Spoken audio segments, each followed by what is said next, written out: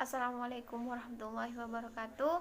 Perkenalkan, nama saya Alvinka Ainun Sabrina dengan NIM T20197045 dari kelas MTK 2. Di sini saya sebagai kelompok 5 akan menjelaskan tentang dalil. Yang pertama, pengertian dalil. Menurut KBBI, dalil artinya keterangan yang dijadikan bukti atau alasan suatu kebenaran. Dalil di sini bisa digunakan sebagai rujukan, referensi, patokan, atau pegangan, di mana kita sebagai umat Islam berpegangan pada empat patokan, yaitu Al-Quran, Al-Hadis, Qiyas, dan Ijma. Dalil juga merupakan suatu petunjuk yang dijadikan landasan berpikir yang benar dalam memperoleh hukum syara. Misalnya, kamu wajib berpuasa.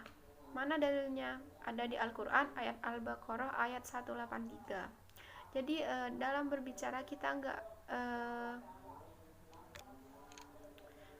nggak asal ngomong, harus ada referensi atau rujukannya.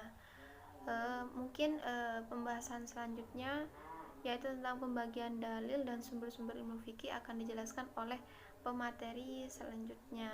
Cekidot. Terima kasih, cukup sekian dari saya. Wassalamualaikum warahmatullahi wabarakatuh. Bismillahirrahmanirrahim. Assalamualaikum warahmatullahi wabarakatuh. Nama saya Ulfatur Rohmah, NIM T20197061. Saya di sini sebagai pemateri kedua akan menjelaskan tentang materi pembagian dalil. Baiklah, saya di sini akan melanjutkan penjelasan dari pemateri pertama, yaitu saya akan menjelaskan tentang pembagian dalil. Nah, seperti yang sudah dijelaskan oleh pemateri pertama tentang pengertian dalil, di sini ada beberapa macam dalil yang ditinjau dari segi asal, ruang lingkup, dan kekuatannya. Untuk yang pertama yaitu pembagian dalil ditinjau dari segi asalnya. Nah, jika kita lihat pembagian dalil dari segi asalnya, itu ada dua macam dalil. Yang pertama dalil nakli dan yang kedua dalil akli. Nah, untuk dalil nakli di sini yaitu dalil yang berasal dari nas Al-Quran dan sunnah Rasulullah. Dan untuk dalil akli yaitu dalil yang berasal dari penalaran akal manusia, bukan langsung dari nas, akan tetapi kembali dan selaras dengan nas Al-Quran dan sunnah, atau setidaknya prinsip-prinsip umumnya terdapat dalam Al-Quran dan sunnah. Bisa dengan kata lain yaitu dalil akli adalah dalil yang berasal bukan dari nas langsung, akan tetapi dengan menggunakan akal pikiran, yaitu dengan menggunakan kesepakatan para mujtahid atau bisa disebut dengan ijtihad. Untuk yang kedua yaitu dalil ditinjau dari segi ruang lingkupnya. Nah, jika dilihat dari segi ruang lingkupnya, itu juga ada dua macam dalil, yaitu dalil kuli dan dalil juz'i.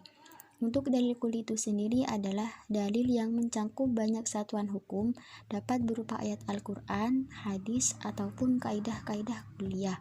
Nah, maksudnya di sini adalah dalil kuli itu sifatnya masih umum, seperti contoh dalam firman Allah, Bismillahirrahmanirrahim, la ta'kulu amwalakum bainakum bil batili, yang artinya janganlah kamu memakan harta-harta di antara kamu dengan cara yang batil.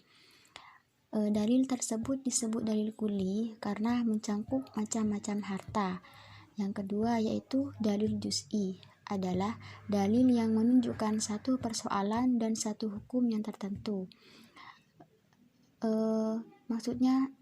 Maksudnya adalah dalil juz'i ini sifatnya sudah khusus, seperti contoh dalam firman Allah, Bismillahirrahmanirrahim, ya ayyuhalladzina amanu kutiba alaikumul qisasu fil qatla, yang artinya wahai orang-orang yang beriman, diwajibkan atas kamu melakukan qisas pada orang-orang yang dibunuh.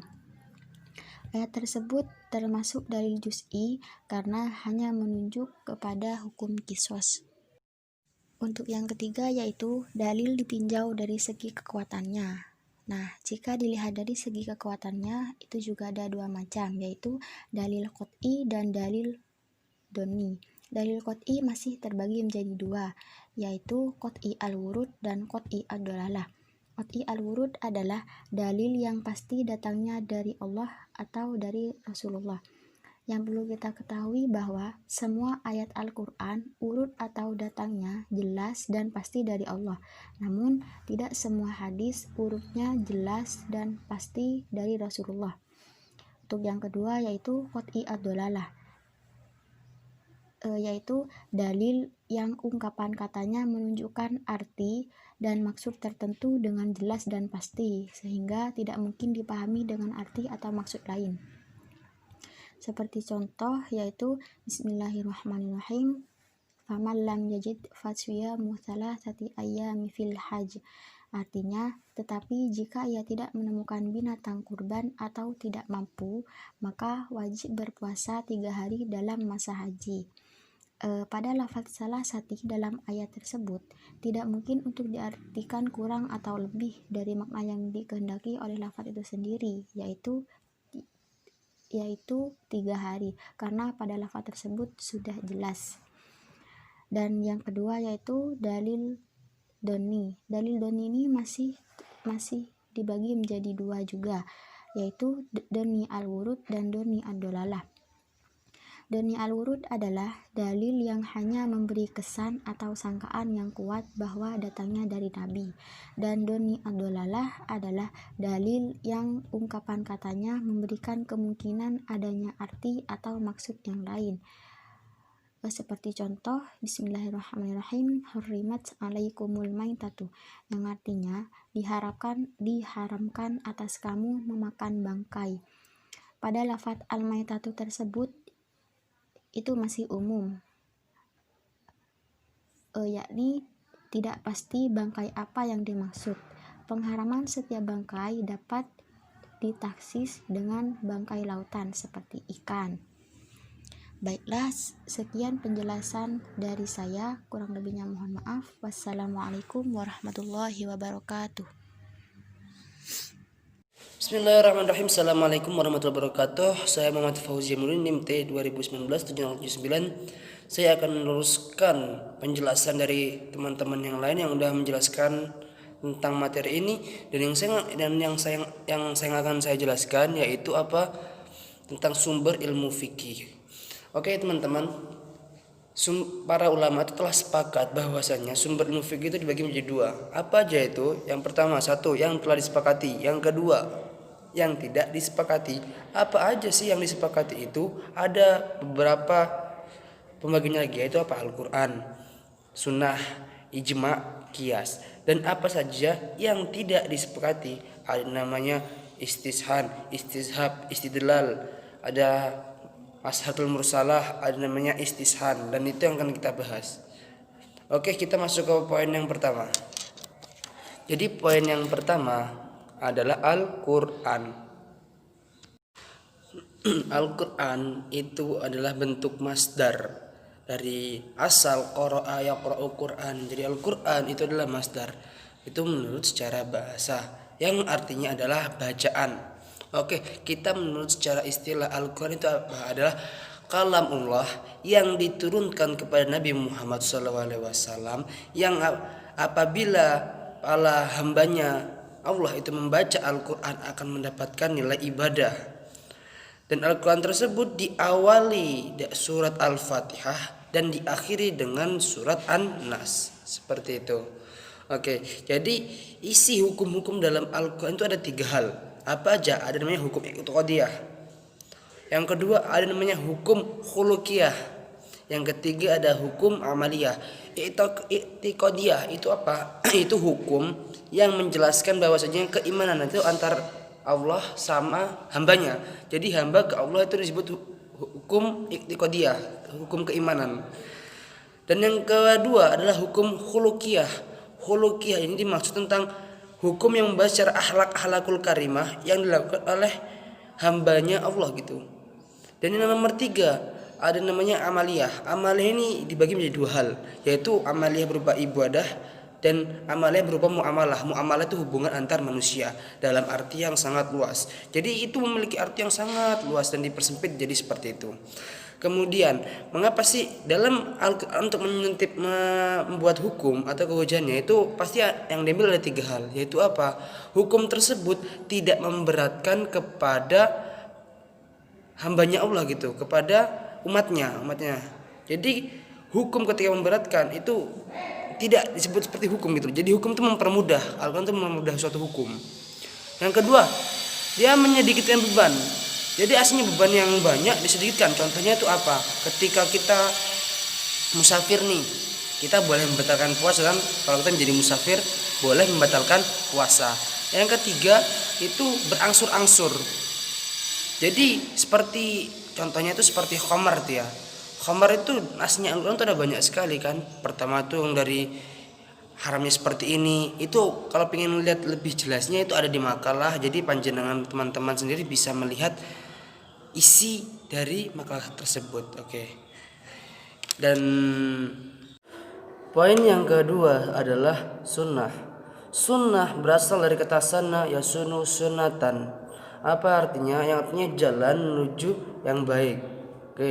Secara istilah sunnah itu ma'rifa ilan nabi, sesuatu yang disandarkan kepada Nabi Muhammad sallallahu alaihi wasallam berupa apa? Qaulun perkataan, fi'lun perbuatan, takdirun ketetapan.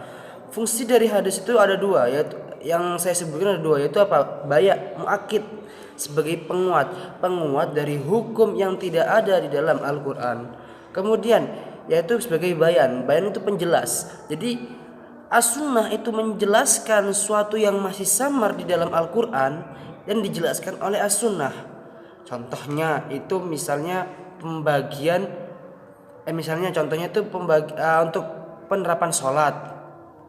Kalau di Al-Quran aqimus sholah, dirikanlah sholat. Tapi kalau di hadis kita diperinci lagi, shallu kama ra'aitumuni usolli. Seperti itu ya teman-teman. Kemudian yang nomor 3 yang poin C itu ijma. Ijma itu berasal dari kata jamaah, itu bertekad untuk mengumpulkan. Jadi secara istilah ijma itu adalah hasil kesepakatan para ulama yang di periodenya setelah wafatnya Nabi Muhammad sallallahu alaihi wasallam dalam bentuk suatu hukum Islam. Itu ijma. Kehujahan ijma. Jadi ijma ini menurut Imam Asy-Syafi'i bahwasanya ijma ini suatu hukum yang kuat. Mengapa? Karena itu sudah kesepakatan dari para ulama generasi terdahulu. Jadi ijma ini termasuk suatu hal yang kokoh, kuat dan pantas dijadikan suatu dalil. Seperti itu teman-teman. Kemudian untuk poin yang keempat adalah kias. Kias, pengertian kias, oke. Kias dalam bahasa adalah mengukur. Sedangkan menurut ulama fikih, kias itu menyertakan suatu perkara terhadap perkara lain dalam hukum syara karena terdapat kesamaan ilat di antara keduanya. Oke. Yang menyebabkan adanya kias adalah kesamaan antara al-makis yang dikiaskan dan al-makis ilaih, sesuatu yang dikiasi dalam suatu perkara, dan adanya penyatu di antara keduanya. Perkara yang menyatukan tersebut adalah perkara yang mendorong disyariatkan hukum yang kemudian dinamakan dengan namanya ilat. Ilat itu kayak penyakit, kayak permasalahan di antara keduanya gitu loh. Kehujahan kias sekalipun tidak terdapat di dalam Al-Quran secara kontekstualnya, tetapi para ulama dan dari berbagai mazhab juga telah bermadzhab Sunnah telah mengesahkan dan mengutip kias sebagai salah satu hukum Islam. Seperti itu, Ra.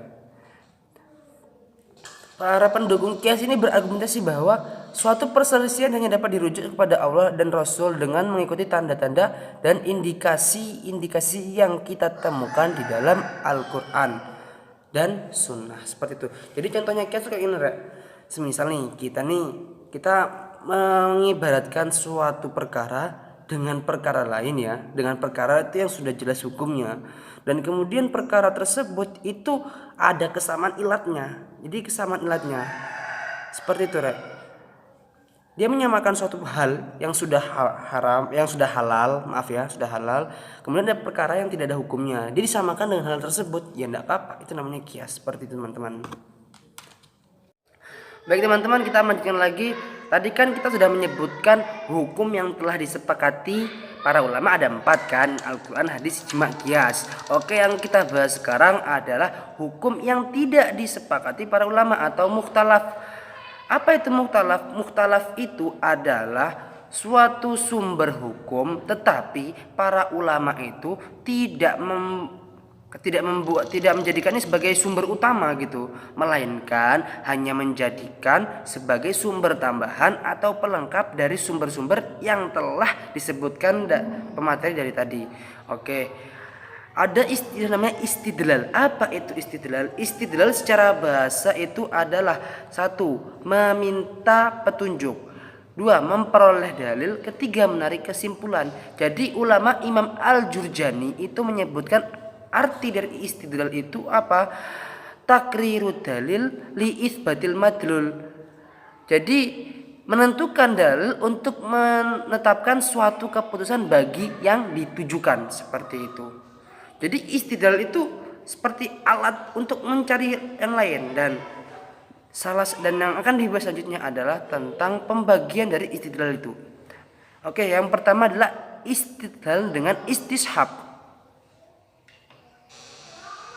Oke, yang selanjutnya istidlal terhadap istishab. Apa itu istishab? Secara bahasa istishab itu adalah menemani atau menyertai.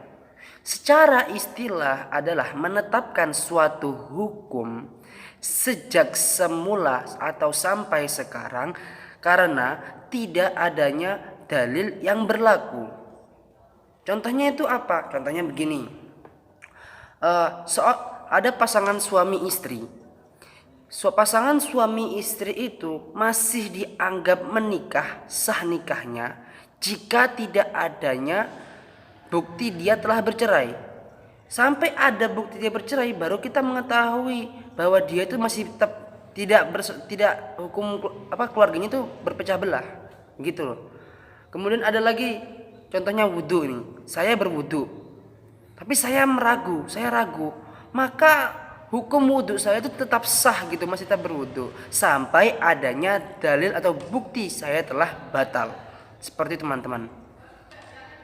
Oke, kemudian yang poin selanjutnya adalah istidlal terhadap mashalatul mursalah. Itu maksudnya seperti apa? Mashalatul mursalah itu ya berasal dari 2 kata, ada maslahah dan mursalah.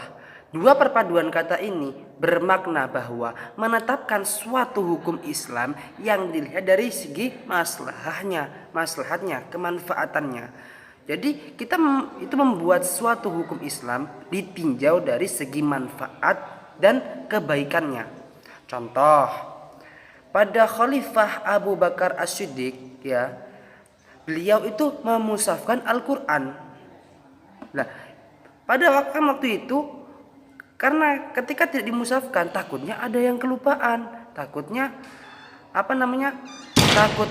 tidak adanya banyak orang yang hafidul Quran meninggal, jadi dimusafkan agar tidak melupakan Al-Quran. Nah itu kan bermanfaat baik ke depannya. Contoh lagi nih ya, Khalifah Umar bin Khattab. Pada masa waktu itu, waktu tertentu ya, Khalifah Umar bin Khattab ini tidak menghukum potong tangan bagi pencuri dikarenakan pada waktu itu adanya masa paceklik, masa kelaparan. Jadi beliau memutuskan hukuman yang lain, tidak memotong tangan. Itu disebut maslahatul mursalah. Begitu teman-teman ya. Nah, kemudian maslahatul mursalah itu ada syarat-syaratnya. Apa aja syaratnya? 1, syaratnya itu adalah dia tidak bertentangan dengan maqasidus syariah. Dia tidak bertentangan dengan maksudnya syariah, dasar syariah. Oke, yang kedua, kemaslahatan tersebut bersifat rasional. Jadi kita melihat kemaslahatan itu harus bersifat rasional.